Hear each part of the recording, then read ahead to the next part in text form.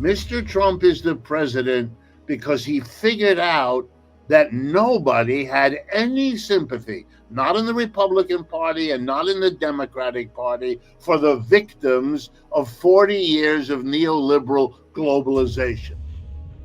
Donald Trump built his image as a champion of the working class, but that image falls apart under scrutiny. He's a billionaire who inherited wealth. Mr. Trump is too much like what he promised he would not be. He used bankruptcy laws to escape debt. He exploited tax loopholes. And he surrounded himself with corporate elites. There's nothing populist about that. The billionaires lined it up behind Andrew Cuomo, just like the billionaires lined up behind Mr. Trump at his inauguration. In his view, the GOP's strategy relies on fear and cultural divisions rather than offering solutions to inequality, housing crises, or healthcare costs. Mr. Trump is too much like what he promised he would not be. And so he is falling into the trap, as many predicted he would, of so, accommodating. And so he's losing what he once had. And I know it sounds far-fetched, but if you follow the logic, Mr. Mamdani is doing a better Trump than Trump can now do. And that's why he won. He believes the party is stuck appealing to older, wealthier, and more conservative voters, while ignoring younger, more diverse, working-class communities demanding systemic change. The billionaires lined it up behind Andrew Cuomo, just like the billionaires lined up behind Mr. Trump at his inauguration. Everybody knows it's a theater paid for by billionaires. And Mr. Mamdani teaches everyone across the United States. Every city in America has socialists in it. That's the truth. And they have all wondered, some of them for 50 years, would it ever be possible that a set of circumstances could arrive into which socialists could move? And the answer is, that's what Mr. Mamdani just showed you. Mamdani's victory, according to Wolff, reflects the fact that more voters are rejecting that old model. Mr. Trump is the president because he figured out that nobody had any sympathy, not in the Republican Party and not in the Democratic Party, for the victims of 40 years of neoliberal globalization. White, male, Christian, factory working union members. They were the forgotten. They were the unimportant. And he addressed them. I'm yours. And he was brilliant. He focused them not on the corporate executives whose decisions to move production to China, to automate, and to bring in immigrants, that they were exempt. He knew who he had to please. It is a warning that the political landscape is evolving, whether the Republican Party is ready for it or not. He knew who he was, so he came up with the solution. It's those horrible Democrats who have been favoring black, brown, and female people at your expense. That's why you're screwed. That's why you have no job, no future. Instead of being a union machinist, you're a greeter at Walmart. So turn your anger, turn your bitterness against black people, brown people, women, all the DEI beneficiaries. They're your enemy. Classic. Vote for me, I'll fix it. What has he fixed? Nothing. What has he solved? Nothing. We got more war in the Middle East than when he came. Not only in New York, but across the country. For Wolff, this is not just a local story. When Michael reminds us that the majority of people don't want war and the majority of people don't want persecution of students who have a view on something happening thousands of miles away, etc., etc., etc., he is talking about an alienation. We don't believe the bullshit that's coming from the mass media. That's why it was possible for Mr. Trump to simply say, well, that's all fake media, because enough people have figured that out. Not just the ones he called fake media, he's a fake too. Richard Wolff views Zohran Mamdani's recent win in New York as a clear signal of political change brewing beneath the surface of American politics. And there's a reaction that people have when they figure out, each in their own little moment, when you figure out that you don't know. And now you are angry because you're being played with. That anger showed up in the race for mayor in New York in a very dramatic way. I'm going to give myself as an example. I live in Manhattan. I participated in that vote.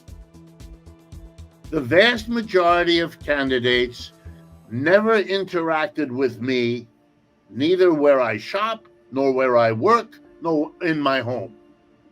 However, 2 candidates actually sent a human being.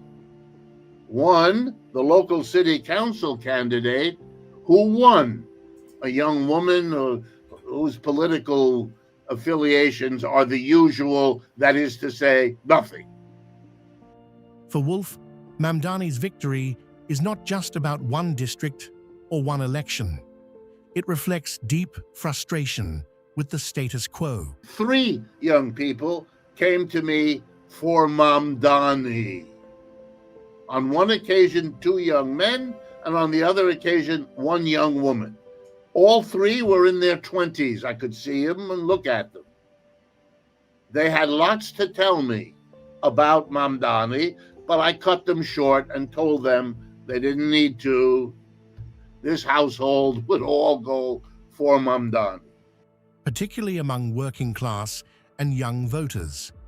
Wolff argues that Mamdani's success shows how a bold, progressive message focused on housing rights, economic justice, and social equality can energize communities often ignored by traditional politicians. Mamdani made the decision, to his credit, to do that, to try to reach voters one by one in an endless process of citizen talking to citizen. And you know, you don't have to be a Freudian psychologist to understand the importance of that is not the words that are spoken, whatever they are. It's the moment in which a person like you, who lives a few blocks from you and has a life more or less like you do and shops where you do, felt strong enough to come and talk to you. That's worth $1 million of bullshit publicity. He believes Mamdani's grassroots, people-centered approach resonates with those who feel left behind by both major parties. Mr. Cuomo raised money and presented the usual theater, and the people of New York responded by giving him the middle finger. Mr. Mamdani is something real because he's so different from the normal theatrics. So this is a vote that is corroborated by most of the polls that I see, conducted by the Pew folks who do very good polling and many of the others. And that is the majority of people in the Democratic Party are alienated from that party, and it is true of the Republicans now as well. In contrast, Wolff criticizes the Republican Party for its failure to connect with this growing political energy. I was dubious that he could do this, Mr. Mamdani, and I was wrong to be dubious. He did it. He did it better than I thought he could ever imagine doing it. I don't know him personally, but I would guess if he were sitting here, he'd probably admit that he's overwhelmed by it as well. We live in a country that for the last 75 years has basically decreed that any candidate for elective office who accepts the label socialist is thereby committing political suicide and will not be heard from again. And one of the reasons Bernie Sanders is the important person he is because he broke that taboo a few years ago. Despite their tough rhetoric on crime and immigration, Wolff says Republicans have offered little to address the real material concerns of struggling Americans. And the trick will be, can he sustain it? Can he build on what he has started, a good, solid foundation, a spectacular win? Can he? Will he get the good advice from AOC and Bernie and the others to help him do that? Or will the assembled theater producers unify themselves the way Michael sketched it and rally behind somebody? Wolff also points out that Republican economic policies, tax cuts for the wealthy, deregulation, and opposition to labor rights have made it harder for them to build trust with ordinary people. This is, therefore, a very remarkable moment in which, as Marx would have loved pointing out, the internal contradictions of capitalism, the financialization not only of the economy, but of the electoral process, its distraction from all human interaction, the desire of capitalists to make money by having each of us lost in our little cell phone, lost in our internet box, unconnected to anybody else, so that every human activity is mediated by their system of mass media and mass control. They are looking for candidates who speak directly to their daily struggles. The focus here is to actually ensure a fair property tax system, and that the use of that language is just an assessment of the neighborhood. All right. You are a self-described democratic socialist. Do you think that billionaires have a right to exist? I don't think that we should have billionaires because, frankly, it is so much money in a moment of such inequality. And ultimately, what we need more of is equality across our city and across our state and across our country. And I look forward to work with everyone, including billionaires, to make a city that is fairer for all of them. If parties like the GOP fail to address inequality and economic insecurity, more progressive leaders like Mamdani will continue to rise. All that we're watching is a reaction against that. The candidate who can mobilize that, Mr. Mamdani in this circumstance, yet others we don't know of yet, who will pick up this baton. If any of this comes true, as I see the possibility, and as I know others like me see the possibility, we are going to be in for some big changes. That's why Mamdani won.